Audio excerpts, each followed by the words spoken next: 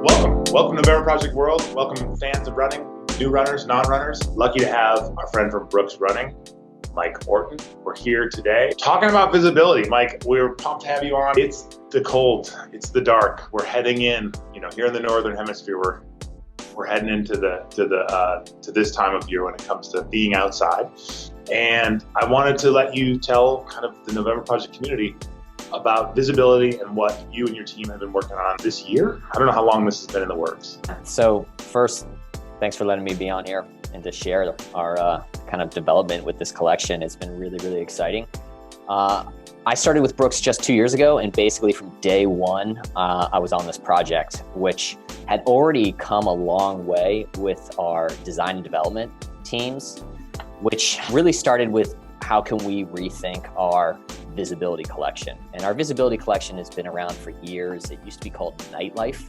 And it's always been designed around helping runners be seen when running in dark and also low light and, dawn dusk.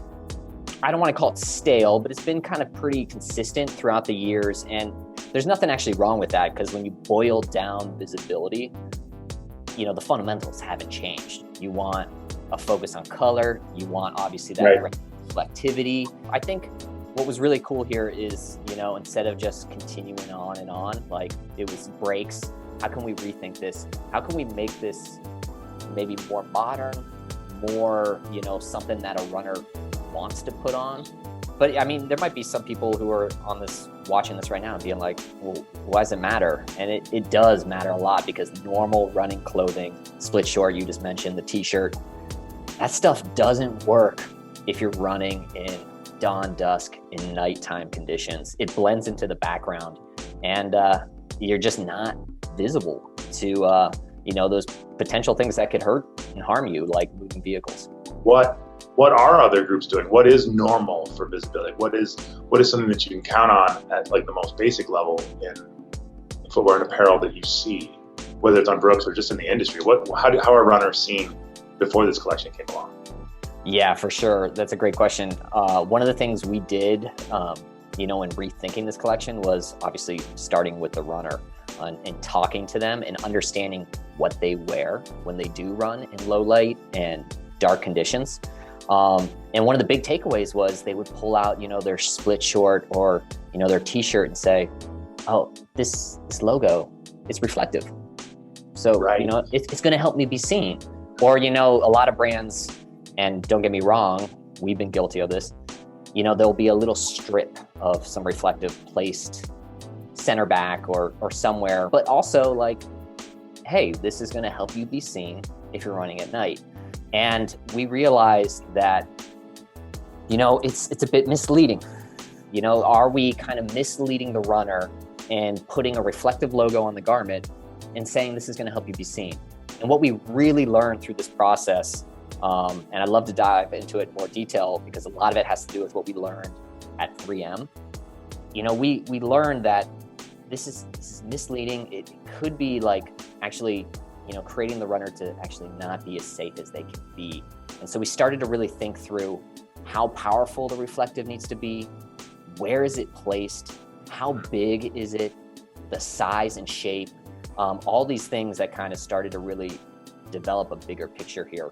And to answer your other half of the question, we know like neon fluorescence is super important, especially obviously in low light conditions, because fluorescent needs some light to kind of radiate some of that back.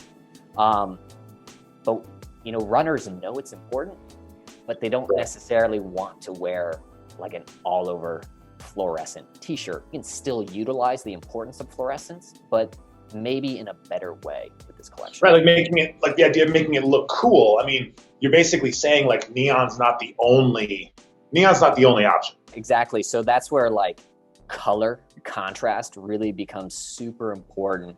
I don't know if driving around in the dark, you've ever had this moment where you see someone like, wearing all black or all white, and just those people pop a little bit better. And what we learned was, if we put those things together, it's going to make that person more visible. So it's a big part of how you want to combine kind of your high and low colors to kind of elevate your visibility, obviously in low light conditions. Because I think a lot of people think when we talk about this collection, like we're talking about dark time. Most runners are actually running in that dawn dusk. That's the time when our eyes, like you're definitely easily tricked isn't the right word. Like the contrast color, your highs and lows, and that hit of fluorescent really just makes you pop and you're more visible to a driver. You head out after work and you think you have all the time in the world. It gets dark quicker here. It's snowing right now in Minneapolis. Can you talk about being at 3M? And I mean, without getting into the top secret information, as far as this looking like a runner, this technology actually makes whatever you're seeing as a motorist or someone out in the world, you see a body rather than just something shining back at you. Fundamentals of visibility haven't changed. Right. It's really the learnings we got, particularly at 3M here, really is what kind of set the stage for this collection. 3M was awesome. They have vision scientists there who met with us. They were just so happy to like share their knowledge, just like spew their knowledge on us. You mentioned because it's snowing right now, but we were out there last October, man. It was so cold. You don't have these huge windows to test and validate your product before you have to get a new sample, and then you're going to market. So here we wanted to get a head start, make sure we were getting our samples in the correct colors because that was so important to validate this. But yeah, 3M, I don't know if you know this, but they have a full like 2-mile test track that is fully closed off to the public. We needed like Homeland Security access to get in there, the whole 9 yards, so that they can test their product there. And they gave us access to this with the vision scientists to validate our product. So, I mean, it was a huge game changer as far as like the confidence we have with this collection, which, taking a step back, we really designed and developed to ensure that a runner could be seen from at least 600 feet. This idea of giving the driver, if they need it, time to recognize you, and then, if they need to react, time to, give you your space on the road. I know you're a triathlete.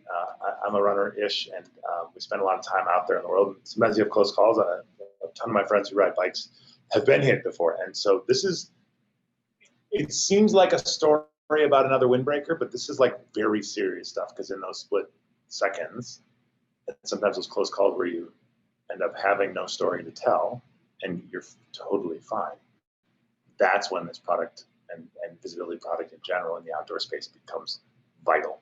Lastly, maybe to close with just general, what are some things or one thing to think about, especially this time of year when it comes to visibility? At the end of the day, it's less about selling the product. It's more about ensuring runners are knowledgeable about how to run in these conditions. And our big takeaway and what we really wanted to put into this was ensuring that you were unmistakably a human on the run. You're not wearing all over neon or all over reflective and could be mistaken for a sign or a stationary object, a cone. Because we know if a driver recognizes you as a human, they're gonna drive differently. We focused reflectivity at joint markers, wrists, elbows, torsos, shoulders, these high motion zones so that you can be identified as a runner, particularly when there's no light. And then we elevated that with the fluorescent for low light conditions. So always kind of think through, what colors am I wearing? Am I wearing a high and a low? Because that's going to help me be seen. Reflectivity, it's not a matter of like more is better. It's where that reflective is placed in the garment. So think about, if you're riding your bike, like high motion zones, those knees and those ankles, to ensure that, a driver is gonna not just like see you, but like immediately pick up on like movement. An elbow bump, Yeah. elbow bump, little pounds. Yeah. Thank you so much for coming on.